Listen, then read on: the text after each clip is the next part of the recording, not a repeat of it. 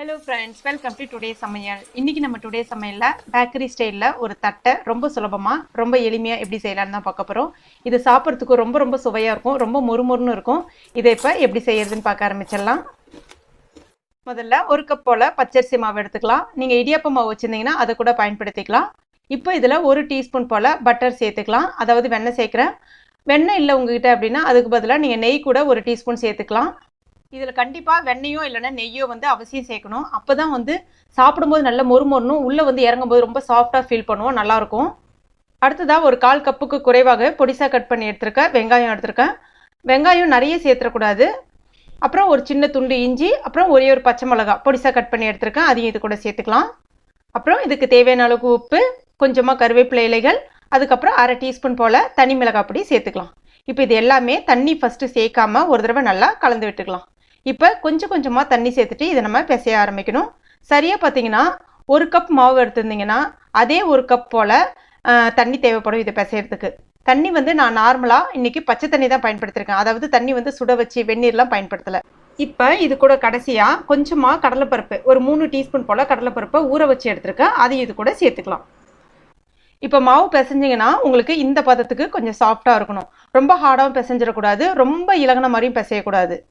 இப்போ இதை மாவு திரட்டுறதுக்கு 2 மெத்தடில் உங்களுக்கு நான் இன்றைக்கி சொல்கிறேன். ஒன்று இந்த மாதிரி பிளாஸ்டிக் ஷீட் இருந்துச்சுன்னா பரப்பிக்கிங்க, அதில் கொஞ்சமாக நெய்யோ இல்லைன்னா எண்ணெயோ தடவிக்குங்க.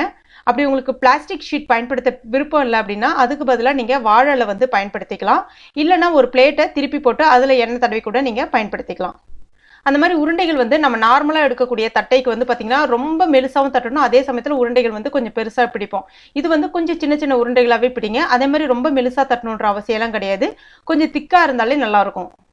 இந்த மாதிரி ஆங்காங்கே ஒரு உருண்டைகளை வச்சுருங்க, 8 அதுக்கு அடுத்ததாக இந்த கவரை அது மேலே க்ளோஸ் பண்ணிவிடுங்க.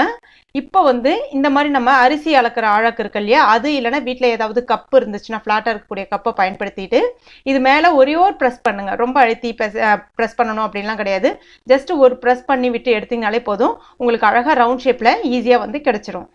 இப்போ பாருங்கள், எல்லாத்தையும் நான் அந்த மாதிரி ப்ரெஸ் பண்ணி எடுத்துட்டேன். இப்போ ஓரங்களில் உங்களுக்கு கொஞ்சம் வெடிப்பு அந்த மாதிரி ஏதாவது இருக்கிற மாதிரினா அப்படியே அந்த கவர் மேலே வச்சு விரலால் லைட்டாக இந்த மாதிரி சுற்றி விட்டிங்கன்னா போதும், அந்த வெடிப்பு மறைஞ்சிரும். இப்போ பாருங்கள், இதை நம்ம திறந்துடலாம். இப்போ பாருங்கள் எந்த அளவுக்கு உங்களுக்கு நல்லா மெலிசாக இருக்குது பாருங்கள். ரொம்பவும் மெலிசாக இருக்கக்கூடாது, ரொம்பவும் திக்காக இருக்கக்கூடாது, இந்த ஷேப்பில் இருக்கணும். இப்போ இந்த மாதிரி பண்ணுறதுக்கு உங்களுக்கு கஷ்டமாக இருக்குது அப்படின்னா ஒரு வாழை இலை இல்லைன்னா ஒரு பிளேட்டை திருப்பி போட்டு அதில் கொஞ்சமாக நெய்யோ எண்ணெயோ தடவிட்டு இந்த மாதிரி சின்ன உருண்டைகளை கையில் கொஞ்சமாக எண்ணெய் தொட்டுட்டு இந்த மாதிரி பரப்பி விட்டிங்கன்னா உங்களுக்கு அழகாக ஈஸியாக வந்துடும்.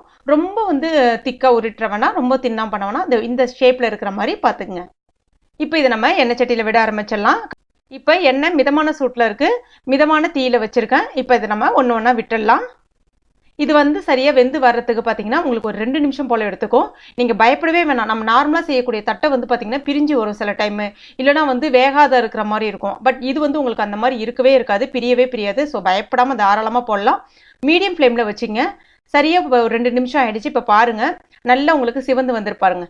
அந்த மாதிரி கொஞ்சம் பொன்னிறமாக ஆனது பிறகு எடுக்கணும். அந்த மாதிரி பொன்னிறமாக இல்லாமல் கொஞ்சம் வெள்ளையாகவே எடுத்துட்டீங்க அப்படின்னா என்ன ஆகுன்னு பார்த்தீங்கன்னா உள்ளே கொஞ்சம் மாவு வேகாத மாதிரி நமுத்து போன மாதிரி இருக்கும், மொறுமொறுன்னு இல்லாமல் இருக்கும். ஸோ இதுதான் சரியான பதம். இப்போ இதை நம்ம எடுத்துடலாம். இப்போ பாருங்கள், நம்முடைய சுவையான தட்டை ரொம்ப சுலபமாக ரெடி ஆகிடுச்சு. இது ரொம்ப சுலபமாக ஒரு 10 நிமிஷத்தில் செஞ்சு முடிச்சாலும் ரொம்ப ஈஸியான வேலை தான். இது நீங்கள் 1 வாரம் வரைக்கும் வச்சு பயன்படுத்த முடியும். அதே மாதிரி இதில் இருக்கக்கூடிய அந்த வெங்காயம் எல்லாமே நல்லா பொரிஞ்சு அந்த வெங்காய சுவையோடு சேர்த்து வரும்போது பார்த்தீங்கன்னா ரொம்ப சுவையாக இருக்கும், ரொம்ப மொறுமொறுன்னு இருக்கும்.